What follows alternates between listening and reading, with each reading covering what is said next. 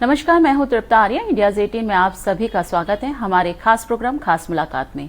जिस दिन से चला हूं मेरी निगाह सिर्फ मंजिल पर है, राह में मुश्किल आई बड़ी लेकिन निगाह सिर्फ मंजिल पर है। जी हां, आज हमारे साथ खास मुलाकात में खास मुद्दों पर बात करने के लिए मौजूद रहेंगे सहारा इंडिया मीडिया के CEO editor in chief Shri Upendra Rai जी।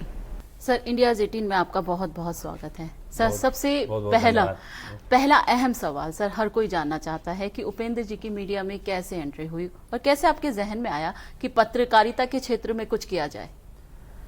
वैसे मेरी परवरिश गांव से हुई है और 10वीं क्लास तक मैं अपने गांव से ही पढ़ा लिखा हूं। बचपन में जब मैं छोटा था तो गीत सुनने का, गाने का बड़ा शौक था मुझे। तो शिवा का गीत माला आता था, उसको मैं ज़रूर सुनता था हफ्ते में एक दिन।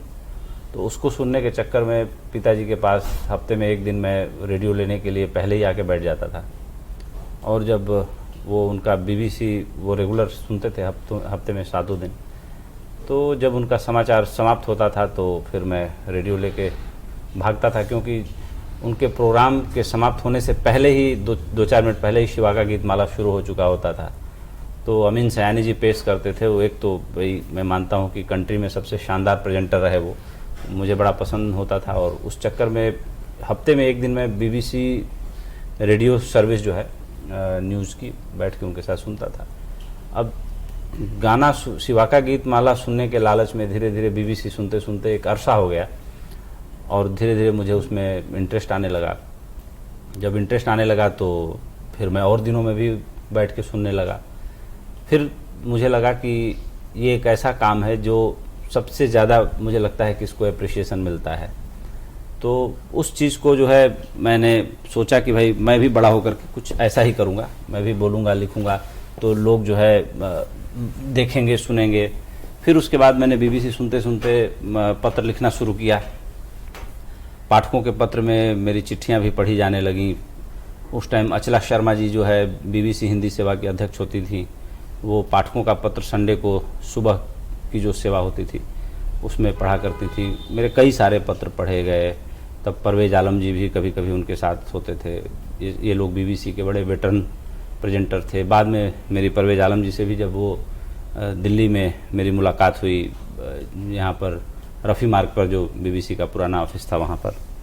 तो कुल मिला के मेरे पत्रकारिता में आने का जो आधार बना वो गीत से होते हुए जो है BBC से होते हुए एक तरह से कह सकता हूँ कि मैं सोच पाया। और जब पत्र पढ़े जाने लगे तो चूंकि गांव में बहुत सारे लोग तो BBC सुनते नहीं थे, जो भी सुनते थे, लेकिन जो भी कुछ लोगों ने सुना था तो कई जगह से मुझे फीडबैक मिला, अरे तुम्हारा चिट्ठी पढ़ा गया, जो है बड़ा अच्छा लगा, तुम बहुत अच्छा लिखते हो। इस तरह से अप्रिसिएशन मिला। तो मुझे पहली बार महसूस हुआ कि लगता है मैंने कुछ अच्छा काम किया है, कि लोगों ने इसको रिकॉग्नाइज किया है। तो इस तरीके से था पत्रकारिता में आने का सफर। सर, जैसे कि आपने बताया कि आपने BBC में पत्र लिखना शुरू कर दिया, ये तो आपने स्टार्टिंग करी थी, लेकिन एक होता है जब आप न्यूज़पेपर में लिखने लग गए थे, आप TV में आने लग गए, आपने कई अलग अलग जगहों में काम किया, आपने स्टार में काम किया, आपने IBN उसमें चैनल में काम किया, हाँ उसमें, हाँ सहारा में काम किया। ये सिलसिला कैसे शुरू हुआ?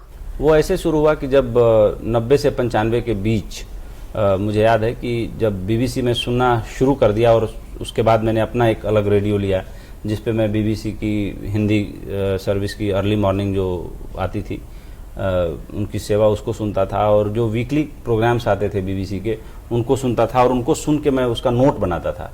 मेरी लिखने की हैबिट इतनी अच्छी थी कि जब न्यूज़ के बाद उनका वीकली प्रोग्राम आता था, जैसे परवेज आलम जी ने मानवी करके विमेन इशूज पर एक श्रृंखला शुरू की, मधुकर उपाध्याय जी ने उस समय गांधी की डांडी यात्रा पर एक सीरीज शुरू किया था, ममता शर्मा युवाणी करके या युवाओं पर एक कार्यक्रम पेश करती थी, बाद में उसे विष्णुकांत जी पेश करने लगे थे, शकुंतला चंदन जी एक कार्यक्रम पेश करती थी, और शिवकांत जी ज्ञान विज्ञान करके शनिवार को आता था, वो कार्यक्रम पेश करते थे। अचला जी संडे के दिन पाठकों का पत्र पढ़ती थी, अपने श्रोताओं से इंटरेक्शन करती थी। तो इस तरीके से मलय नीरव जी जो है खेल खिलाड़ी कार्यक्रम पेश करते थे।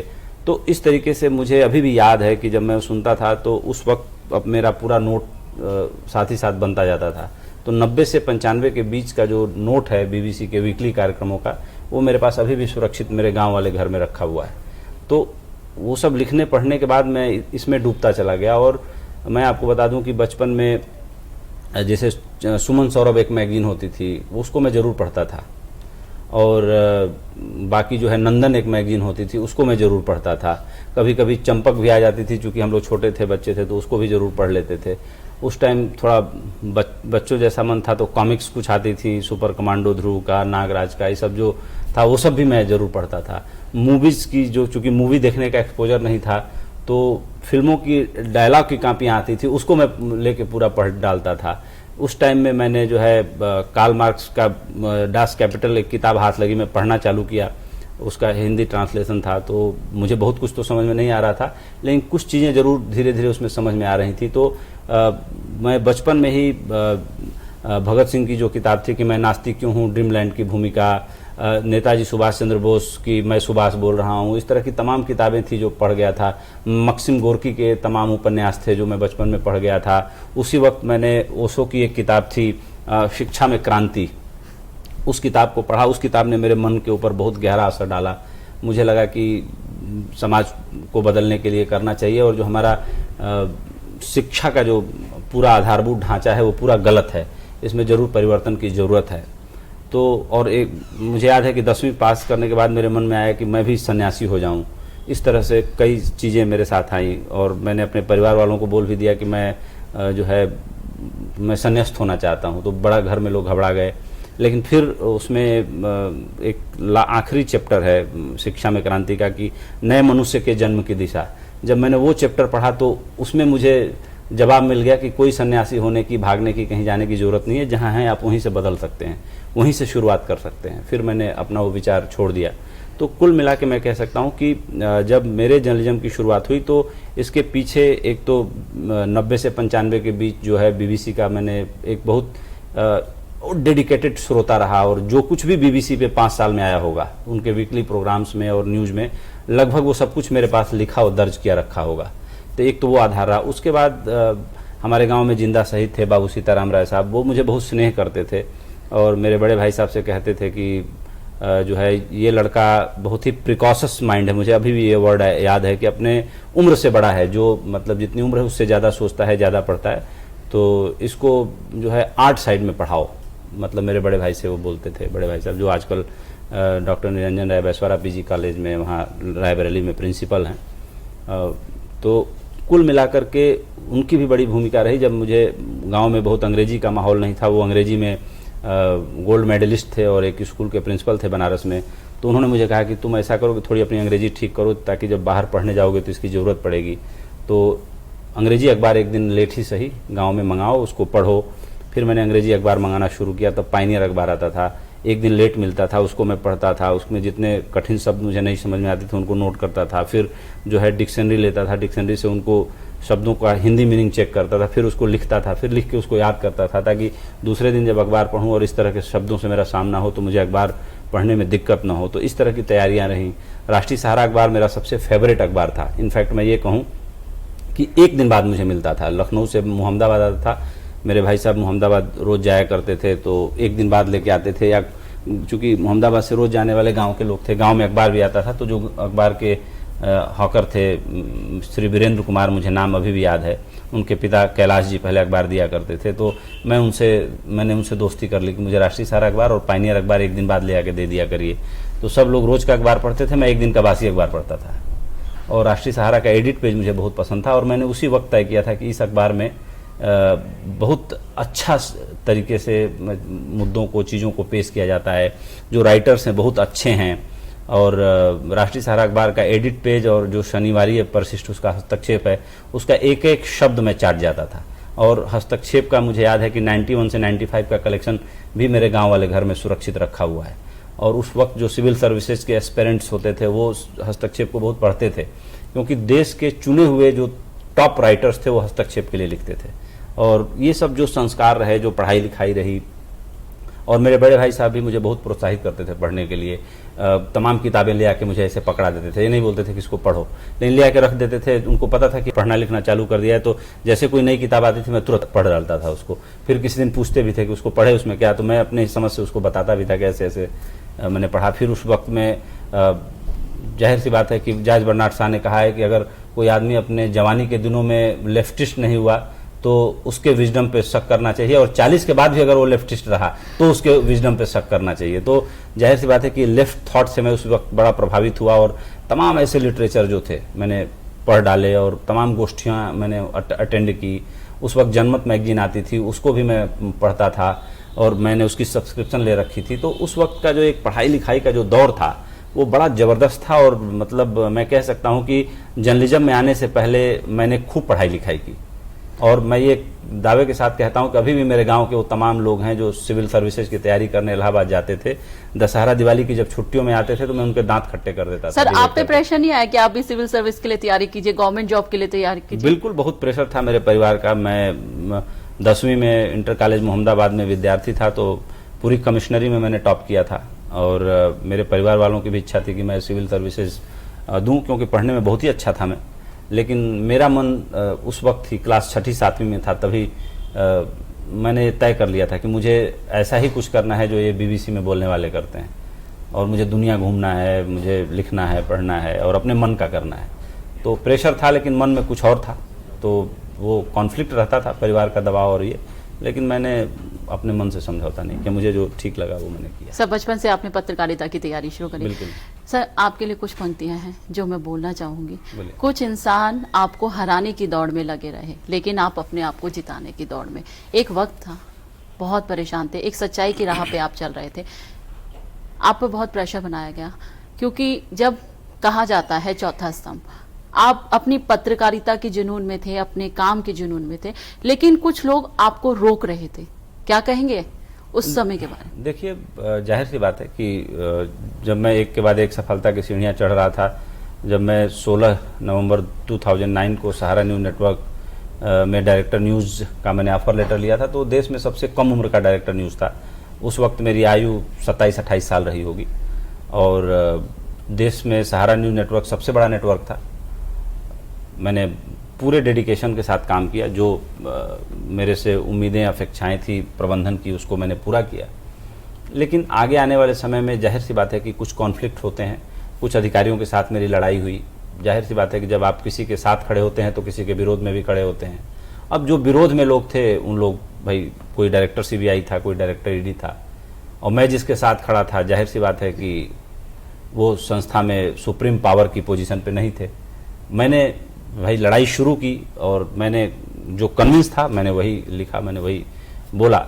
लेकिन ठीक है, मेरे ऊपर एक्शन हुआ, CBI की रेड हुई, मेरे ऊपर ED की रेड हुई, और मुझे बहुत तोड़ने की कोशिश की गई। लेकिन सत्य परेशान होता है, पराजित नहीं। मैंने अपनी ज़िंदगी में कभी कोई ऐसा काम नहीं किया है कि किसी से नज़र झुका के बात करूं। मैंने जब मेरे ऊपर एक्शन हो रहा था तो भी अभी वो सारे अधिकारी हैं, एजेंसियों में काम कर रहे हैं, मैंने किसी से नज़र झुका के बात नहीं किया। एक पल के लिए मेरे चेहरे पे घबराहट नहीं आई, क्योंकि मुझे पता था कि ये सारा मोटिवेटेड एक्शन है, और एक दिन सबको रियलाइज हुआ। और चूँकि भाई कानूनी प्रक्रिया है, जब एक बार आपको उलझा दिया जाता है तो आपको अपनी बेगुनाही साबित करने में वक्त लगता है। अब सारे मसले कोर्ट में हैं, और मुकदमा चलाने वालों को भी पता है, मुकदमा लड़ने वालों को भी पता है कि इन मुद्दों में कोई दम नहीं है, झूठे फैब्रिकेटेड बनाए हुए मुद्दे थे। और मैं एक एग्जांपल देना चाहूँगा, एयरपोर्ट एंट्री पास, चूँकि एयर वन कंपनी है, सहारा इंडिया परिवार से जुड़ी हुई कंपनी है, आलोक शर्मा जी उस कंपनी के चेयरमैन हैं, जो सहारा एयरलाइन के CEO थे। उनकी कंपनी में मैं एक सीनियर पोजीशन पे था, प्रॉपर मेरे काम के एवज में उन्होंने मुझे सैलरी दी, और उसके एवज में जो मेरा एयरपोर्ट एंट्री पास बना था, मेरे ऊपर केस ये बनाया गया था कि मैं पास रखने की अर्हता मेरे पास नहीं है, योग्यता नहीं है। मैंने उस वक्त भी कहा था कि अगर एयरपोर्ट पर जो है साफ़ सफाई करने वाला कोई भाई, या कोई दुकान पर सामान बेचने वाला, या दुकान पर मिठाई बेचने वाला, या एयरलाइन का लोडर, सामान उठाने वाले के पास अर्हता है एयरपोर्ट एंट्री पास रखने की, तो मैं तो एक कंपनी में इतने टॉप पोजीशन पे हूँ, तो मेरे पास अर्हता कैसे नहीं हो सकती एयरपोर्ट एंट्री पास रखने की।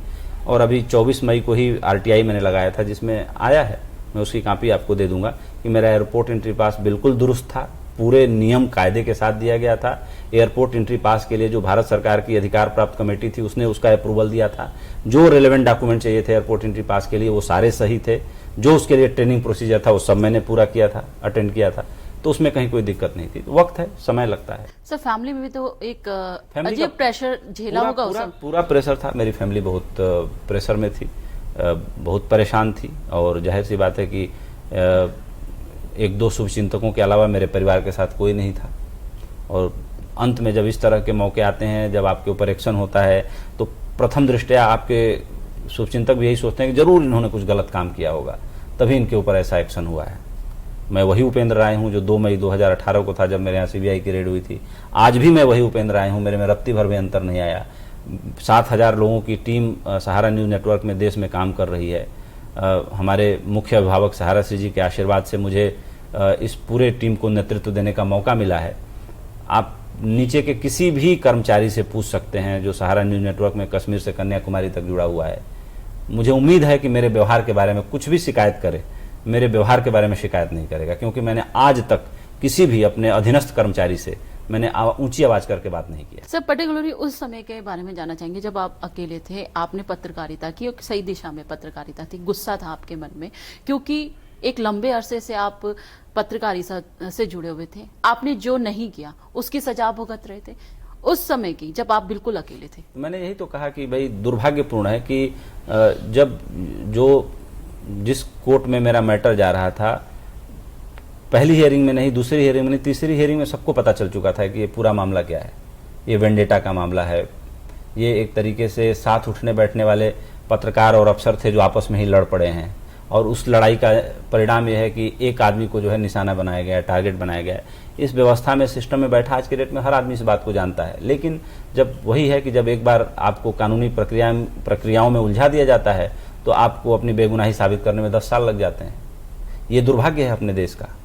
और कहीं भी जब किसी के साथ ऐसा दुर्भाग्य होता है तो उसका नुकसान तो होता ही है। क्योंकि कुछ मामलों में जाहिर सी बात है कि चीज़ें स्पष्ट हो चुकी हैं, कुछ चीज़ें अभी चूँकि अदालतों में हैं, तो मैं उस पर नहीं बोलना चाहूँगा, क्योंकि अदालत का सम्मान मैंने हमेशा किया है और जीवन भर करूँगा।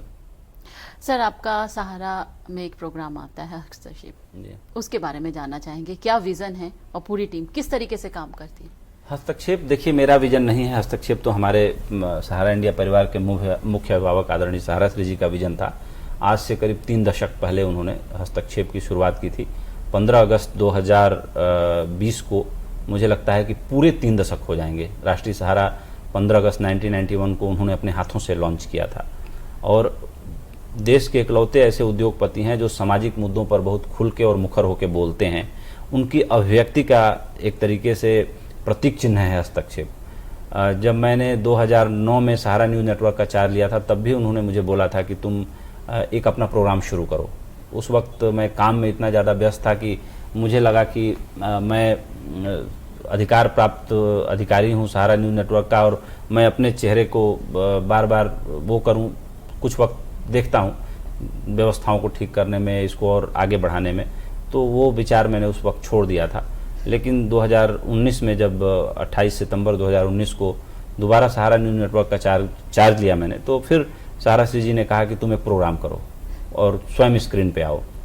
तो इस बार मैंने सोचा कि नहीं, मुझे करना चाहिए, और मैंने शुरू किया। तो एक तरीके से उनका ब्रेन चाइल्ड था हस्तक्षेप, जो अखबार में हर शनिवार को एक विशेष परिशिष्ट के रूप में आता है, और देश के चुने हुए राइटर्स उसमें लिखते हैं। एक मुद्दे पर मंथन हम लोग करते हैं। उसका एक तरीके से डिजिटल प्लेटफॉर्म जो है हस्तक्षेप है, जिसे मैं एंकर करता हूं, और उसमें भी उसी चीज़ को हम फॉलो करते हैं कि एक दिन में एक सब्जेक्ट को ही उठाते हैं हम, और उसी सब्जेक्ट पे भाई जो एमिनेंट स्पीकर्स हैं, राइटर्स हैं, थिंकर्स हैं, और जो एक्सपर्ट्स हैं, उनको हम बुलाते हैं, उस पर चर्चा करते हैं, उनसे डिबेट करते हैं। ठीक है, शो का अच्छा रिस्पांस आया है, और बहुत कम समय में हस्तक्षेप ने बहुत बेहतरीन जगह बनाई है। मुझे याद है कि 24 फरवरी को हमने हस्तक्षेप का पहला एपिसोड किया था, और उसके बाद 9 मार्च 2020 से उसके स्पेशल एडिशंस की शुरुआत की, जिसमें मैं किसी न किसी जाने माने चेहरे का इंटरव्यू करता हूं। तो अभी तक मुझे लग रहा है करीब 42 लोगों का मैं इंटरव्यू कर चुका हूं, और हस्तक्षेप के भी करीब 100 एपिसोड पूरे हो गए हैं। सर आप आज स्क्रीन पर आ रहे हैं, काम कर रहे हैं, फिर वही जुनून आपके चेहरे पर और आपके काम करने के तरीके में दिखता है। लेकिन जब आप परेशानी झेल रहे थे, फिर बैक आना, आफ्टर और बिफोर, ज़िंदगी बहुत चेंज हो जाती है। कितना टाइम लगा लाइफ को पटरी में आने में, कैसा सपोर्ट मिला लोगों को? मैं इस मामले में सौभाग्यशाली हूँ कि जब मैं जेल से निकल के आया तो मुझे लोगों ने हाथों हाथ लिया, और जब मैं तिहाड़ से निकला तो भी मुझे लेने के लिए 100-150 लोग आए थे। जब मैं जेल आया था तो भी मुझे छोड़ने के लिए करीब 500 लोग आए थे। तो इस मामले में मैं बड़ा सौभाग्यशाली हूँ, परमात्मा की बड़ी कृपा है मेरे ऊपर। और जब मैं अपने घर पहुँचा तो यहाँ पे भी करीब 100 लोग थे जब मैं यहाँ आया था। 26 जुलाई को 1 साल हो जाएंगे मुझे घर आए हुए। और मैं आज इस ओपन मंच से सहारा श्री जी का बहुत धन्यवाद करना चाहूँगा कि इंसान मैंने बहुत देखे, बम्बई में भी 10 साल काम किया। लगभग हर उद्योगपति से छोटी बड़ी जगहों पर मेरी मुलाकात है, कम ज़्यादा मेरे व्यक्तिगत अपने अनुभव हैं। लेकिन सहारा श्री जी बहुत ही विशेष व्यक्ति हैं, और इंसान के रूप में मैं कहूँगा कि बहुत ही बेहतरीन इंसान हैं। और उन्होंने जो है एक तरीके से मुझे दोबारा मौका दिया, और 28 सितंबर 2019 को मुझे लगता है कि विदिन 2 मंथ्स, और उससे पहले ही उन्होंने मुझे बता दिया था कि सहारा न्यूज़ नेटवर्क की का चार्ज मैं तुम्हें वापस से देना चाहता हूं, और मुझे लगता है कि तुम उसके साथ बेहतर न्याय कर पाओगे। और मैंने 28 सितंबर 2019 से सहारा न्यूज़ नेटवर्क की कमान दोबारा संभाली, और मैंने जैसा कहा कि ईश्वर की बड़ी कृपा रही है मेरे ऊपर, मेरे साथ शुभचिंतकों का बड़ा आशीर्वाद रहा है। मुझे पटरी पर लौटने में मैं कह सकता हूं कि एक भी दिन मुझे इंतज़ार नहीं करना पड़ा। मैं जिस दिन से लौटा उस दिन से मेरे सारे अपने लोग बाहें फैलाकर स्वागत करने के लिए तैयार थे। तो मुझे बड़ा मैं उस सबका धन्यवाद करता हूं, उन सभी लोगों का। और सीबीआई ईडी के लोग बड़े परेशान रहते थे। जब मैं कोर्ट में आता था तो हमेशा 100-200 लोग मेरी हर पेशी पे आया करते थे। तो ये भी बड़े किस्मत वालों को मिलता है, लोगों का प्यार और भरोसा, जो मुझे मेरे बुरे से बुरे वक्त में भी लोग मेरे साथ रहे। हाँ, ये ज़रूर है कि कुछ ऐसे लोग जो उच्च जगहों पर बैठे हुए थे, जो अच्छे दिनों के साथी थे, वो साथ छोड़ के भाग गए। कुछ ऐसे भी लोग हैं जो जिन्होंने मेरे से बड़ा खुल के बोला बहुत फ़ायदा लिया होगा, लेकिन एक बार भी मुझे न तो जेल में मिलने आए न तो कोर्ट में मिलने आए। ऐसे भी लोग हैं जो मेरे आँख के सामने ही रोज़ रहते हैं, देखता हूँ मैं। सर, अब कोरोना की बात करते हैं, क्योंकि महामारी है, पूरे विश्व को अपनी चपेट में ले रखा है, मीडिया भी उससे अछूता नहीं रहा। किस तरीके से आपने मैनेज किया? मीडिया, फैमिली और प्रिकॉशन भी लेना है, क्योंकि मीडिया का काम था 24 घंटे दिखाना। किस तरीके से मैनेज किया सब? देखिए, जाहिर सी बात है कि सरकार की जो गाइडलाइन थी उसके हिसाब से हमको काम करना था। शुरुआत में तो हमारे यहाँ ऑफिस में कोरोना के एक भी केस नहीं आए, बड़ी ऊपर वाले की कृपा रही। और बाद में आए तो जाहिर सी बात है कि जब लॉकडाउन 1, 2, 3, 4, 5 हुआ, उसके बाद जो है अनलॉक होने लगा, तो हमारे यहाँ जो कोरोना के केसेस पाए गए वो अनलॉक 1 में और उसके बाद फिर अनलॉक 2 में। जब लॉकडाउन था तो एक केस हमारे यहाँ सामने आया था। जो भी एसओपी थी, जो भी गाइडलाइन थी, उसका पूरे तरीके से पालन किया गया और डिस्ट्रिक्ट एडमिनिस्ट्रेशन को तुरंत सूचना दी गई। और बाकी जो प्रोसीजर थे, सैनिटाइज पूरे कैंपस को रोज़ कराने की व्यवस्था की मैंने।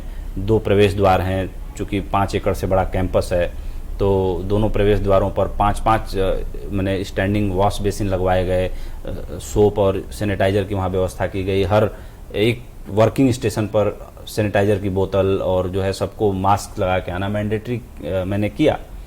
परिवार में भी, चूँकि मैं रोज़ एक्सपोजर में था, तो मैं यहाँ आता हूँ फर्स्ट फ्लोर पर, तुरंत चेंज करके नहा धो करके फिर मैं बच्चों से मिलता हूँ। और टचवुड, भगवान की बड़ी कृपा रही कि मेरे इतने एक्सपोजर में रहने के बाद हमारे घर में किसी को सर्दी, खांसी, जुखाम जैसे, फीवर जैसे सिम्टम पिछले 4 महीने में तो नहीं आए।